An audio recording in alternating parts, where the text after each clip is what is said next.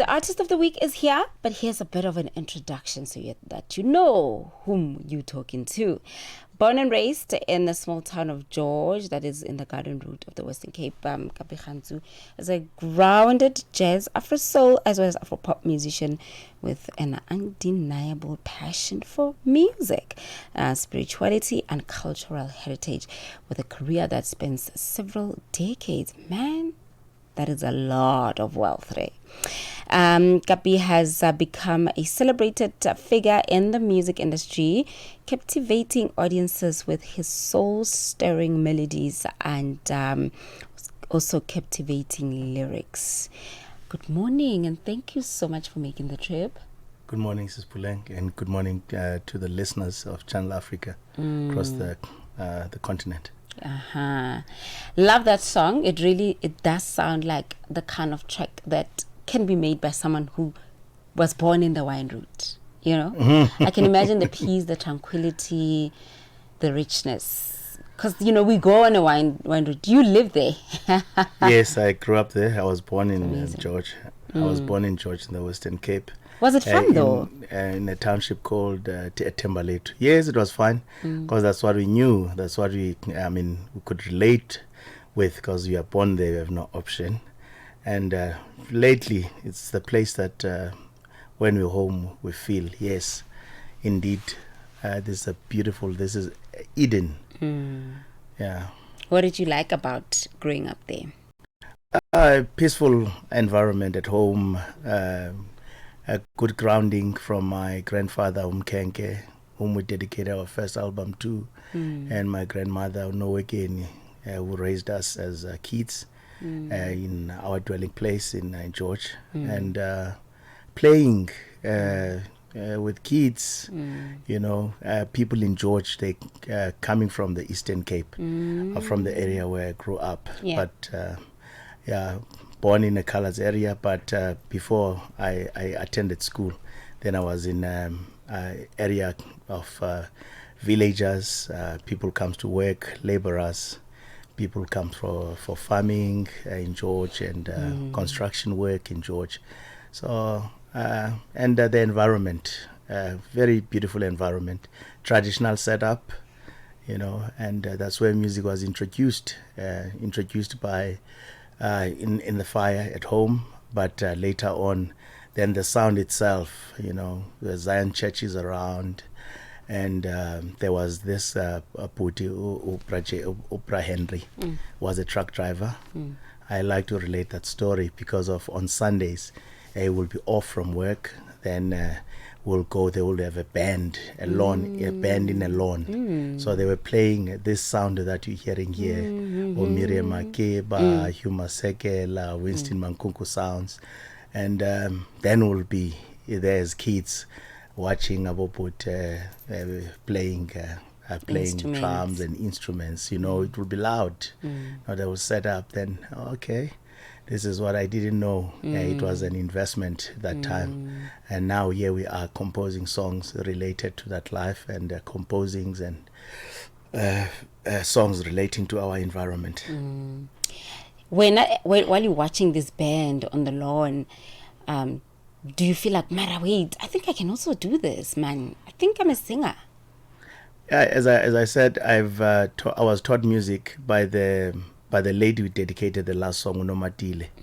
Her name is Nomatile. The last song is titled Nomatile. I was taught music because of my grandfather was a reverend. So every day in our household, we'll host a church. So every day, there must be a song. So then we'll give each other turns as siblings and kids of the ref. Then that's when music was forced. I started singing alto, which is now matured to first tenor and all of that. And even in that setup, we started creating bands. So first band that we created after we broke up from GSGS was GSGS is George Spiritual Gospel Singers. Then we broke up, then we formed a band now with the instruments. So we formed Messengers of God, which was a gospel group. That's where compositions I've learned how to compose a song, how to write a song. So, and I saw the addiction in me that was more of a creator, because of, if you give me a song of Sizwe, for instance, I wouldn't want to sing it like Sizwe. I will turn it and rearrange it my own way, the way I hear it in my head. So creativity started very early.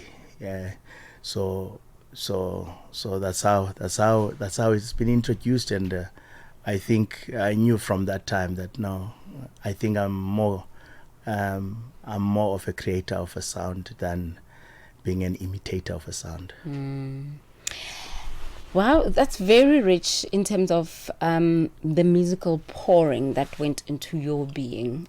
For you to find the sound that you have, how many sounds did you experiment with? Many, because when I was young, as I've stated, we're in gospel groups, we're in spiritual groups like your clap and tap music. We're in choral music at school. Choral, singing choral. We did R&B, your Boys to Men and all of that when we were younger. From Boys of Souls, we had a group called Boys of Souls that we've changed to Revolution. And we did campus dances, we did Skatamia. So I think how I ended up doing this, it's the sound that I'm hearing in my own head in the morning. If I want to, a song comes, it's about Puleng. Puleng, Puleng. It will repeat itself. So the producers will say, okay, this is what we're hearing. So I'm not going to the studio saying, no, I want to come up with Afrofusion or Afro-pop and Afro-what. Yeah. But you bring an idea in terms of, this is what I'm hearing. Okay. It's like one of the other leading songs that we have, Ekaya. Ekaya is telling a story of our setup when we grew up. So sihlele emlilweni, usise sibalisela intsomi singabantwana. You see, bekumnandi ekhaya bekumnandi, with the repetition of a chorus. Ekhaya bekumnandi, iyo mama ekhaya bekumnandi. Then it brings now all these elements, because of, in the other side there were traditional healers, and the other side there were Zion churches. So when you hear that song, you said, okay, this is telling a story of the sounds that I've been repeatedly hearing in my own head, but now I put my own creation on it, good enough that I have good producers that can take that story and give it the taste that you hear now. I've always wondered, like, how do you build a song? But I think that kind of, it gave me like, oh yeah, that's how you build a song. You start with a melody and some concept, then you build on it, right? Definitely. Yeah. Like Azania, we have another good song which is highly streamed, Azania. So it's about Azania, Africa, our own country in South Africa. It tells a story that we're busy fighting amongst each other, but the focus has to be the birthright. What is the birthright? Azania. So we cannot get Azania if we are not united, but you tell that in the song. A lot of people that are hearing the song say, and the song, it's advocating also about the unemployment, that people must be working.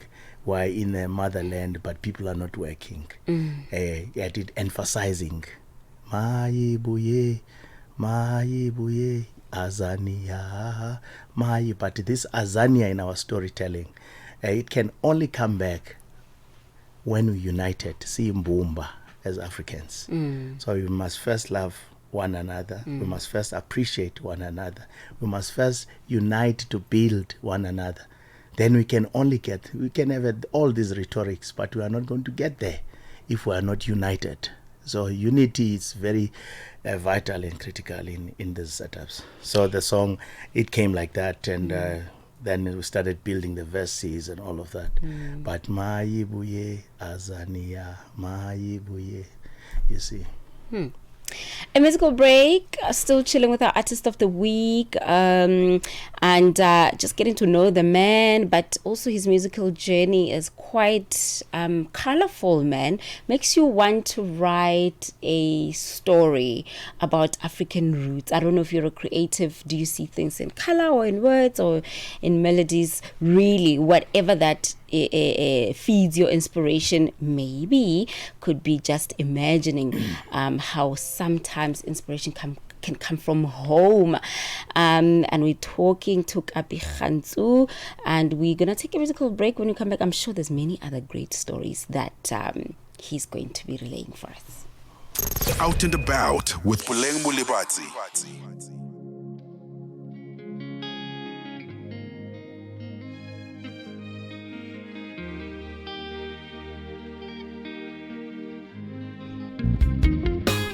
Chana golu jaga silwange ndengekho waphilizo luyaquba nabuhlezi namadla kushakona sikwithana golu jaga silwange ndengekho waphilizo luyaquba nabuhlezi namadla kushakona.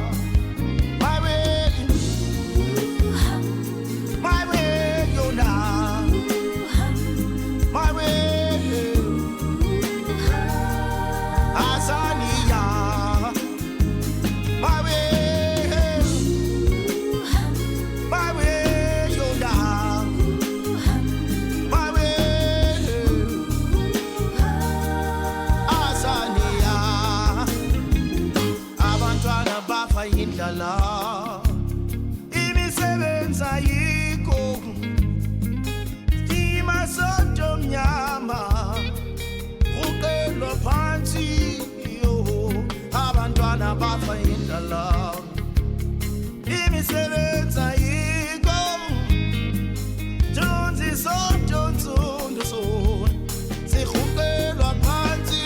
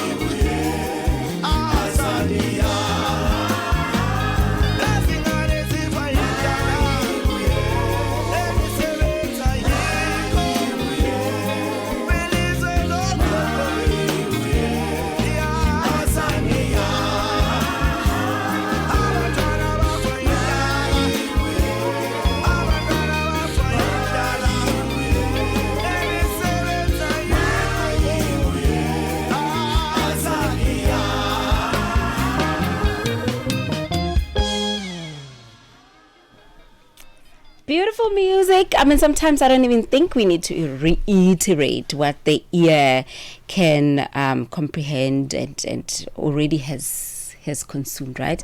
So sometimes I don't even have to say it because we all know it. It sounds amazing. Kapi Gantsu, that song is called Azania. You're also part of an elite guardians of preserving South African authentic sounds in terms of the kind of genre that you make. How did you get yourself into this the space? Did it come through collaboration? Did it come through building on yourself, your history, the foundation, not preserving, but refining the sound? Yeah, it's basically the type of people that we work with, and also the music that we bring on the table.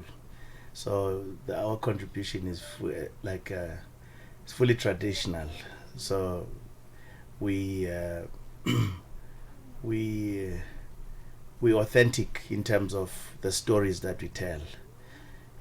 We bring the story, we tell the story, and the story relates to Africa, because Africa, that's what we know. Relates to our village life, our farm's life. That's what we interacted with, you see, in life. So and also working with Abo Stemi Sotwala, people in the space, Abom Jalifa Tebe, people who've done good sounds and award-winning musics, and also now we're collaborating and we're working with a band based in PE in our tour, Amba Ungemi tour, which has taken place from last year. We're still continuing even this year. We've taught 3 cities, Cape Town, East London, and then later on last year we're in Joburg. So we're slow because of the flow of resources, obviously, into our program, but we do those shows to bring back our culture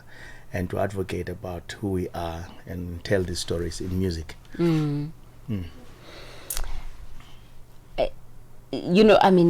My mind is still very much in the song and what the themes were, but this is now a general musician question. It's got nothing to do with a particular album or your background or anything.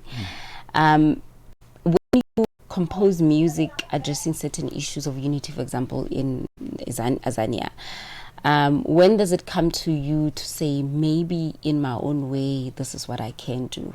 Yes, there's a song which the message is loud and clear, but how can I be proactive, as a contributor outside of my gift?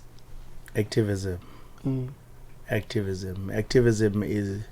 has no structure first. Structure is formulated later, but the activism spirit is within. So you have to stand, for what is wrong and address it. If you comply, then you make it right. So in our own spaces, we are very much active, even though we're not going to state on the platform now in terms of which organizations and all of that.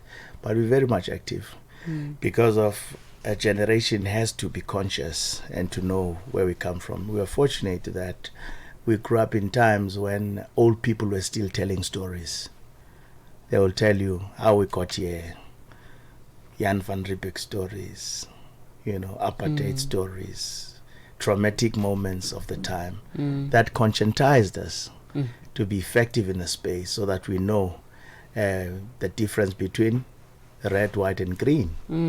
So, but at this point in time, I think there's a limitation of that. Maybe a few families are doing that, but we need to get to that level of throwing and that consciousness in our small corners, in birthday parties, those in school in their classrooms, those at work in their lunch times, and we need to address the issues and to the level where people can form structures to fight these things. You see, so we cannot be tolerant of pain. You've got to confront the pain so that you can deal with it. So the former generation, they did very well. So it's us now, and we should not be acceptive of those things. So if we have to tell it in music, we've got to tell it in music.